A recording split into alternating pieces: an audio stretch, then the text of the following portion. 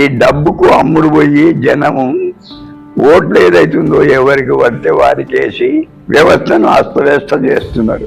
ఆ ఓటకు కల్పించింది నీ సొంత కొరకు నీవు అధికారం రావడానికి ఉపయోగపడాలి తప్ప అమ్ముడు పోవద్దు అనేది నా యొక్క అభిప్రాయం.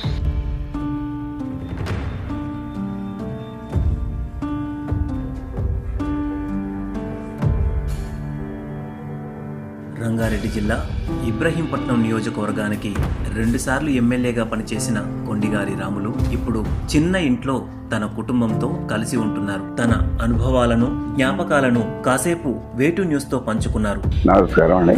సార్ ఎలా ఉన్నారు? పర్వాలేదండి. ఆరోగ్యం ఎలా ఉంటుంది? పర్వాలేదు, చాలా సంతోషం. ఇంటర్వ్యూ వచ్చినందుకు మీరు ధన్యవాదాలు.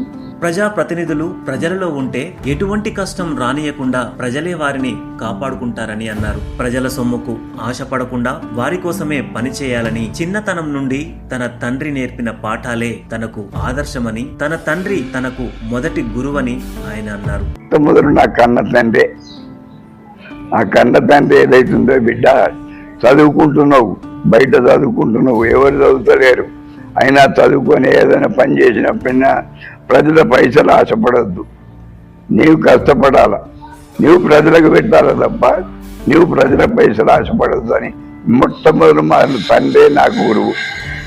పుచ్చలపల్లి సుందరయ్యను ఆదర్శంగా తీసుకుని ప్రజల కోసం పనిచేశానని అప్పటి పరిస్థితులు గుర్తు చేసుకున్నారు. మన దేశంలో సమాజాన్ని నడిపే బాధ్యత యువతదే అని, కానీ రాజకీయ నాయకులు యువతను పెడదారి పట్టిస్తున్నారని ఆందోళన వ్యక్తం చేశారు. ఈ డబ్బుకు అమ్ముడు పోయి జనము ఓట్లు ఏదైతుందో ఎవరికి పడితే వారికి వేసి వ్యవస్థను అస్తవ్యస్త చేస్తున్నారు. ఒక 500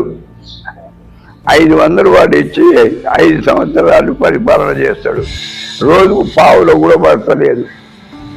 అంటే రోజు పావుల వాడు తింటాడు, పూర్తిగా మనల్ని అన్యాయం చేస్తున్నాడు.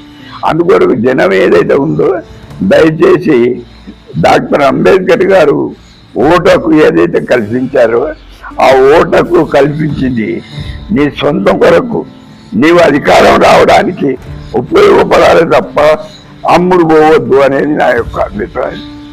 యువత మద్యానికి బానిస కాకుండా, ప్రజలు వారి ఓటును డబ్బుకు అమ్ముకోకుండా నిజాయితీగా ఓటు వేసిన రోజున సమాజం బాగుపడుతుందన్నారు.